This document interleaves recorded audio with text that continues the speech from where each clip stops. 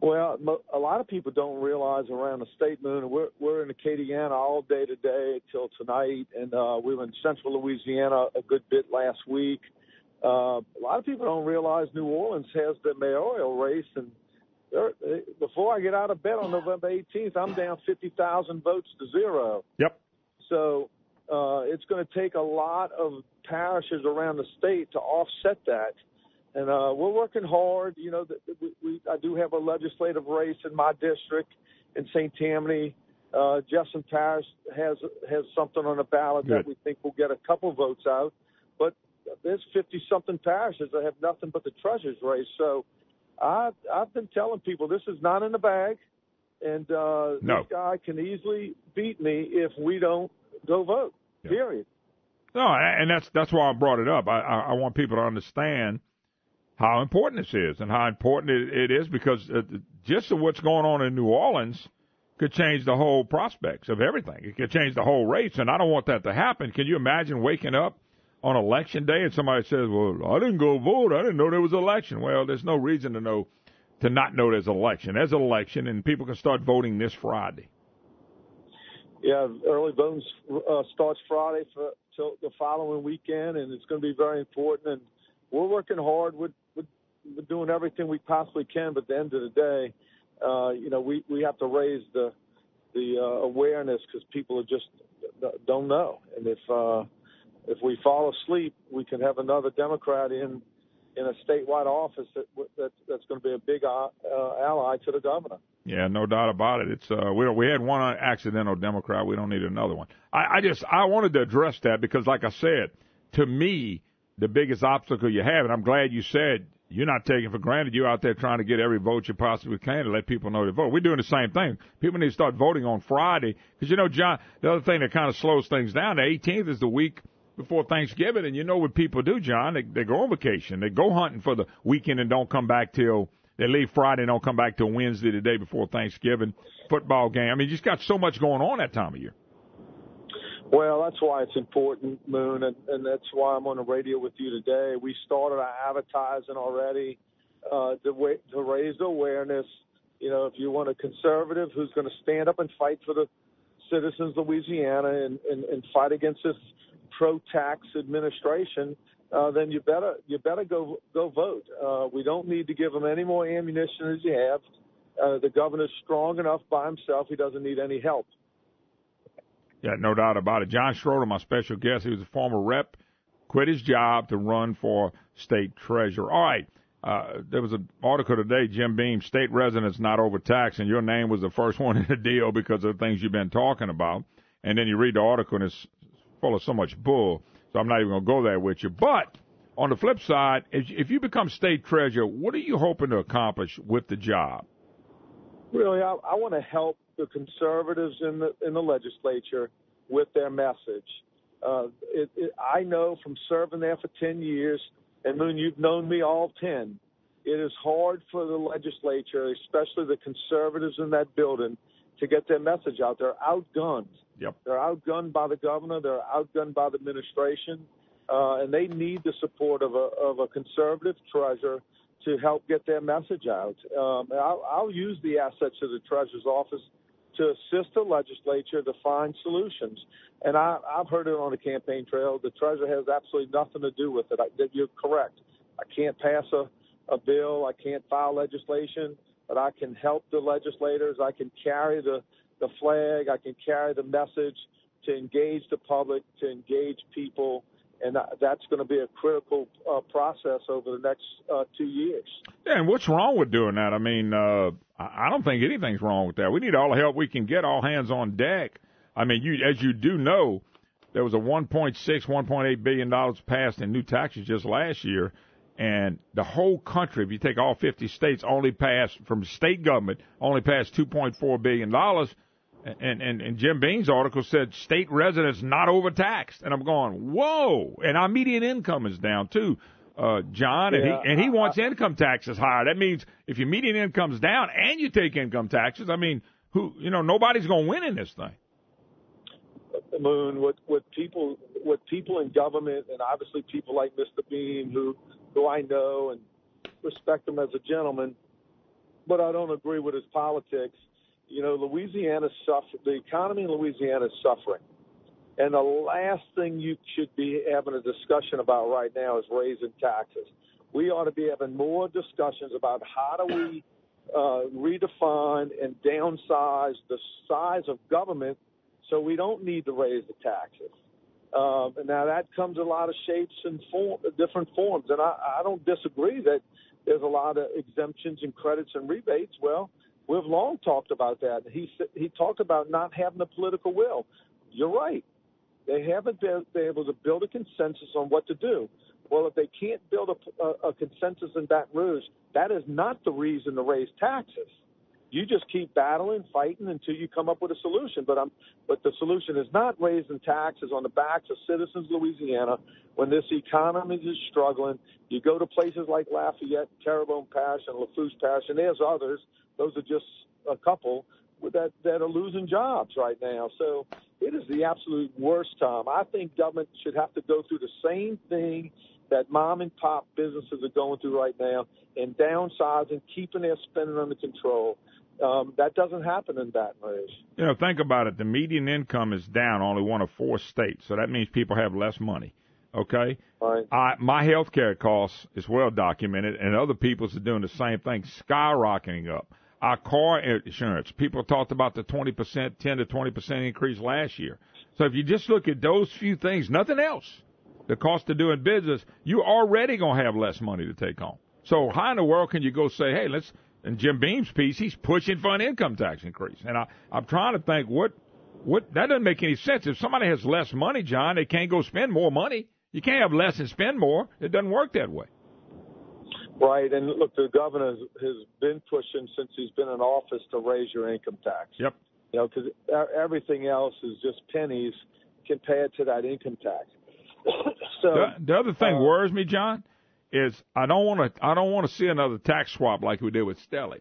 They swap it and then we pay even more taxes, and I'm scared that's where we're headed at. I'm hoping Republicans will realize a tax swap to create. There's a big difference between a tax swap that created the same amount of money and it's more consistent than a tax swap that's going to create hundreds of millions or billions of more dollars. That's what worries me.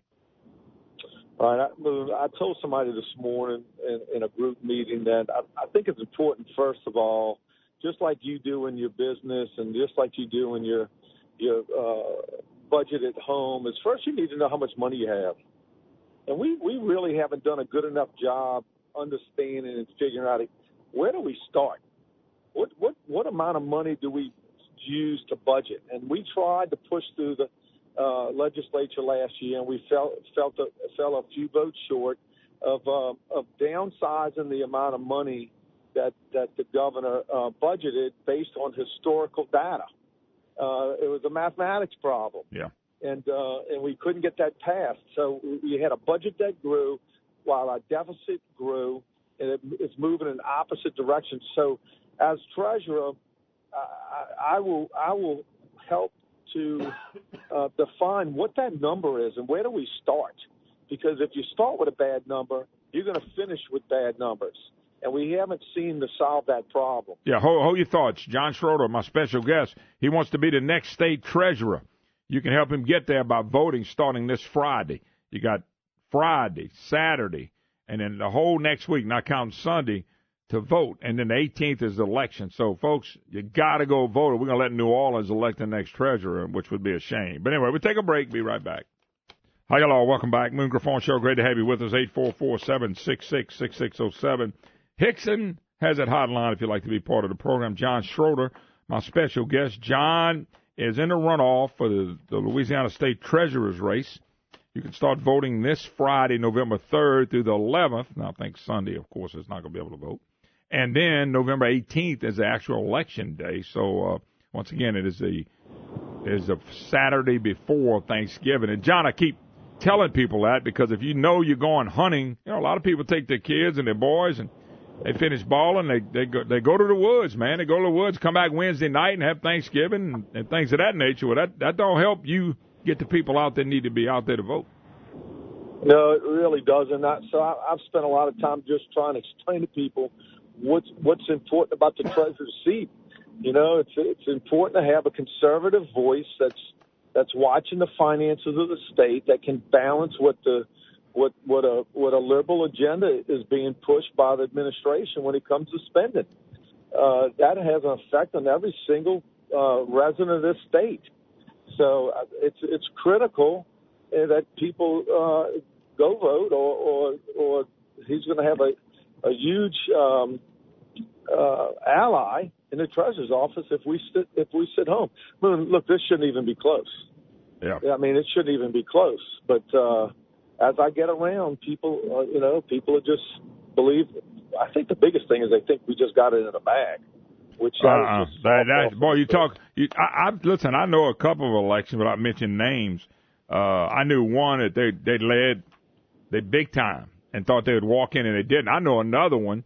It was a smaller race. I wanted to say it was city council, might have been a police jury race. And the guy and it was a friend of mine, and the guy led. It's like he'd have got 10 more votes, he'd have won 49 point something, and he didn't campaign the second round. He ended up getting beat. Now, he was right at 50%. I mean, right at it. Few more votes put him over, and guess what? Didn't campaign, say, I got this, and lost the election because he didn't campaign. Mm-hmm. So, I mean, all that kind of stuff you hear about and read about can happen. I'm not trying to scare anybody. I'm just telling you that those things happen when you don't pay attention to who's in office and who can be in office. Well, look, we're working it. Just so your listeners know, I'll be at Pat's in St. Martinville tonight at 5:30. We hit at least 14 parishes last week in a 7-day stretch. So we're getting out, and we're just going to work to the last minute. I think you have to.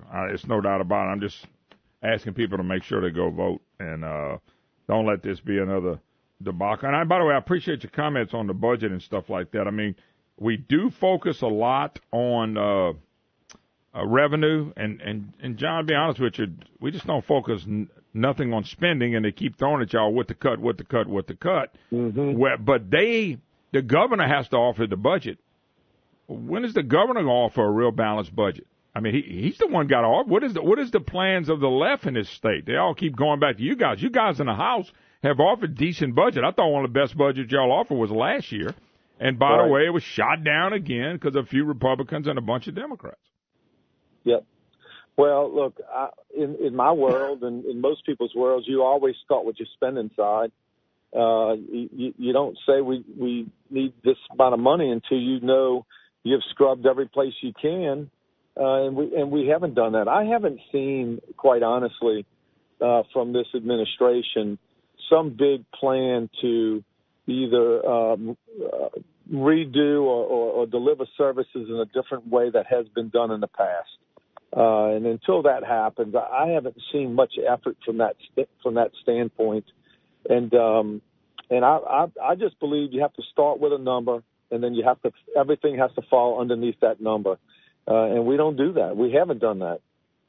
No, not at all. I think we're grabbing things that are out there. I mean, we're not, we're hoping and praying that it works out. I don't think that's how you do a budget.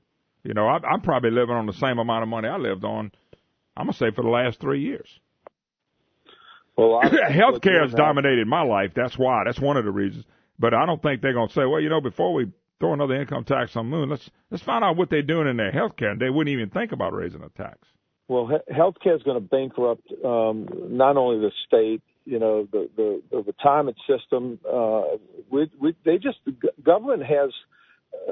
I don't know. Government is in a position right now where it's growing faster than what the economy can maintain, and we have to reverse that somehow. I listened to your interview with Congressman Scalise, and their idea is when they have less money, this is to tax more. Yeah. My idea is when I in my business, if sales aren't well. And things aren't going too well, you don't raise your price. You have to lower your price. Yeah. Well, can you imagine if things ain't going well? You say, well, I'll show them. I'll add 10% to the cost of my price, and then go throw that out there. They're going to laugh at you. Right. Well, that's why it's important to have a conservative voice. And it's not tell people, too, this isn't about Republican and Democrat. This is about a philosophy. This is a philosophy that they believe very strongly that government needs to do more. I believe government needs to do less because I haven't found too many things, Moon, that government does well. In fact, if you had to ask me right now, name me one thing government does well, I'd be silent because I don't know of anything government does well. And if they do, it's not a whole lot. Let's put it that way. And it's just a shame, though, we've gotten to the point. That's why, every time we add more money to the budget, tell me I'm wrong. Then we need more money for the budget. We had $1 billion. Now we're going to need $1.2 billion the next year and $1.4 the next year. I mean, doesn't it work like that? Every time we add more money to the budget, we need more money. Yeah, because it's automatically going to grow by 3% or somewhere around that range for the next year. But one of the things and I've talked to you and Lance Harris and talked to Brett Guyman. I know Brett's a friend of yours too. Our economy over the last few years have grown by 2.2%, yet our state budget has grown by almost 4%. I mean, it can't work that way. That's got to be flipped. Where the economy's growing at 4% and the state budget is not growing more than 2.2%. Well, and if we would do that, if we would flip that, we would have money for infrastructure and some of the things that you need to do. And that was my point early on in our interview, that the budget grew by 3.3% last year, and we were in a deficit. I mean, it was insane, which is why 50 Republicans voted against it in the House of Representatives, because it was we were growing a budget that we didn't have the money to grow. Sure, it's insane. Yeah. Well, one of the things you're going to deal with too is the bonds and the bond issues and things. Have we been doing anything wrong with that you'd like to see changed, as far as you know? Well, Moon, I don't see anything wrong other than the fact that our bond rating is high because our debt is out of control, which means our spending is out of control. So when people say, well, you're talking about things that have nothing to do with the Treasurer's office. Well, yes, they are very relevant because if you're going to lower our bond rating, which saves the state money, then you have to reduce your debt. You have to reduce your spending. That's simple. I mean, it doesn't work like that just on Wall Street. If you walked into your bank today in Lafayette and you wanted to borrow money, they're only going to let you borrow the amount that you can pay back based on your debt and your spending. John, real quick, I got to go. How can people get in touch with your campaign? They can go to www.johnschroder.com, and they can email me straight through there. They can call me through there. They can donate through there. All right, John, best of luck. We'll hear from you again. Thank you, Moon. All right, election starts on Friday. Early voting starts Friday. We'll see you tomorrow, folks.